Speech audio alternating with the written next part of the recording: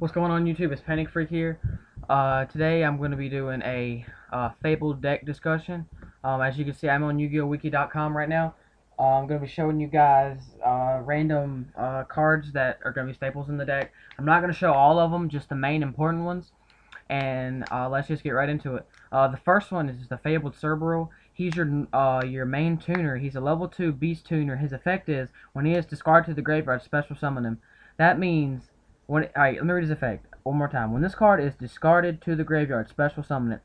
That means if he's discarded in any way, like as a cost or as just being discarded, then he still comes out because his effect is mandatory. So you can play stuff like Lightning Vortex or Raigeki Break, um, uh, Bryonic Dragon of the Icebound or Barrier.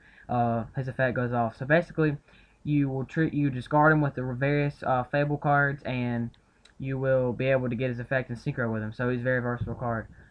Okay. The next card is Fabled Chawa. He's a level 1. As you can see, this is in Japanese. Let me go down here so you guys the effect.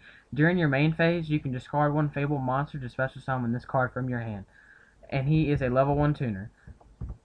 So, same principle as Cerberus. He has the same timing effect. He's very versatile as well. Level 1 tuner. You can go for formula with level 7s. You can go for level 8s, level 5s. You can go for level 6. Various things like that. So that's one of your other tuners. Your next card is Fabled Ganesha. He's a level 3 non-tuner. He has 1600 attack, and his effect is when he's discarded to the graveyard, special summon him. So his effect is mandatory as well, just like Chawa and Cerberus. And then if he was to special summon that way, he gains 200 attack, so he goes up to an 1800 beat stick. And when he is removed from the field, remove him from play. So he's basically a one-time synchro level 3 monster. So he's very versatile as well, except for being removed from play. And then next you go to your synchros. Fabled Kudabi. This card is amazing. This is the card that whenever you were in like 2nd grade, you used to try to make up and play with your friends where it can never be beaten. Its effect is, or what you need to make it is, one Fabled tuner and one or more non-tuner monsters. It's a level 4 beast synchro monster. This card gains the appropriate effect depending on the number of cards in your hand. If you have 0 cards, this card cannot be destroyed by battle or by card effects. So how amazing is that? And if you have 3 or more cards in your hand, destroy this card during the end phase. So basically, just don't have 3 or more cards in your hand. Have 0. Because then they can't run it over. Or like trap hole it. Not trap hole. They can't fissure it. They can't lightning vortex it. They can't mirror force it. They can't do anything to it. So he's very versatile. He's not the best. You would only run like 1. At the most, and then you'd also run maybe 1 of the next synchro, maybe 2. Fabled Unicorn, he's Unihor, but he's a level 4 as well, 2300 attack, so he has a little bit better stats. How many defense does Kudabi have? Has better defense, but Unicorn has better attack. And the Unicorn is the same thing, 1 Fable tuner, 1 more non-tuner monsters, level 4, has a continuous effect. While both players have the same number of cards in their hands, negate the activation of the effects of your opponent's affect monsters, spell cards, and trap cards, and destroy those cards. Okay, this card is very tricky. This card can negate Solemn Warning. This card can negate Solemn Judgment. This card can negate any counter trap. This card can negate negate attack, negate anything. This card can negate Honest. This card can negate Battle Fader. This card can negate Gores. And I'll show you the rulings if you guys do not believe me. Okay, here's the ruling. I'm looking at this one right here. It says, if I'll read all of them to you. If this one right here, if your opponent activates the effect of a continuous spell or trap card which is already face up on the field while the effect of Fabled Unicorn is active, then the effect of Fabled Unicorn will negate the effect and destroy it. That is not the next one. Okay, this is the one about Gores. If the effect of the Fabled Unicorn, which negates the activation of an effect monster's effect and destroys it, the monster will also negate the effect of Gores, Emissary Darkness, which activates in the hand. So if you have 3 cards in hand, and your opponent has 3 cards in hand, and you go to attack them directly, you're about to OTK them, they try to drop Gores, technically you still have the same number of cards in your hand, and Gores' effect activates in the hand, and Fabled Unicorn's effect does not specifically say on the field, so it negates it in the hand, so it doesn't even come out. So that effect is negated. I'm starting right here. So that effect is negated, and the Gores, Emissary of Darkness in the hand is destroyed. So you can't bring it out. Okay, also stuff like Sangin. The effect of Fabled Unicorn will also negate the effect of Sangin, which activates in the graveyard, and Deity Survivor, which activates in place to where cards are removed from play. The effect of, so I don't even know what that card is, which activates in the deck. However, Sangin, Deity Survivor, and Serpentine Princess will not be destroyed since they're in the graveyard. They will be placed where cards are removed from play and the deck. Okay, remember you guys, nothing can negate Absolute Zero? Yes, it can. The effect of Fabled Unicorn will also negate the effect of Elemental Hero Absolute Zero, which activates in the extra deck. Will also, the effect of Elemental Hero Absolute Zero in the extra deck will be destroyed and sent to the graveyard. That's amazing.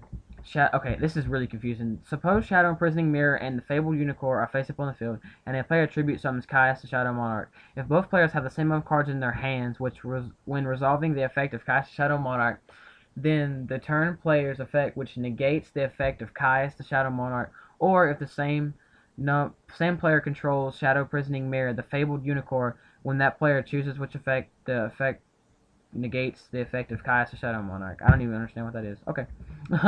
But on countering cards, the effect of Fabled Unicorn can also negate and destroy them if both players have 0 cards in their hands. So if you have 0 cards, it doesn't matter as long as you have the same number. 0 is a number, so if this is the thing that nobody wants to believe. If Solemn Judgment is activated to negate the special summon of Cyber Dragon, then Cyber Dragon is not considered to be in the hand when the effect of Solemn Judgment resolves. Thus, if a player controls Fabled Unicorn and both players have 5 cards in their hands, Solemn Judgment is activated when Cyber Dragon is special summoned, then the resolving effect of Solemn Judgment. One player has 4 cards in hand, and the other player has 5 cards, so the effect of Fabled Unicorn is not applied to the effect of Solemn Judgment. It's not applied, and the effect of Solemn Judgment will not be negated. Okay, so if you have cards face down like, what's a card that discards a card from your hand? Raigeki Break. If you go normal summon, they play Solemn. If they play Solemn Warning or something like that, you can activate the effect of Raigeki Break, discard a card, destroy your card of choice, and then you have some normal cards in your hand because it resolves at the very end of the chain, so then it can negate.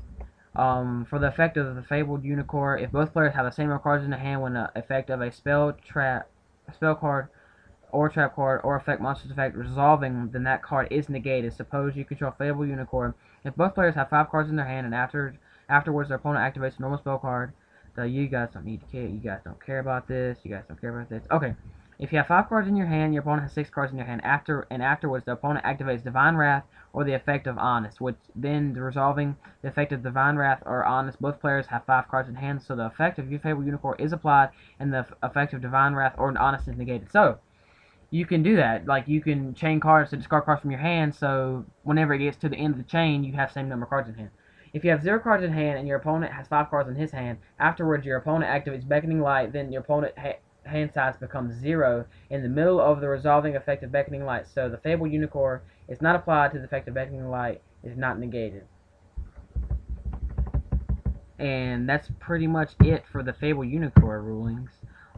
If you guys want, I could look at the rulings for this cow thing.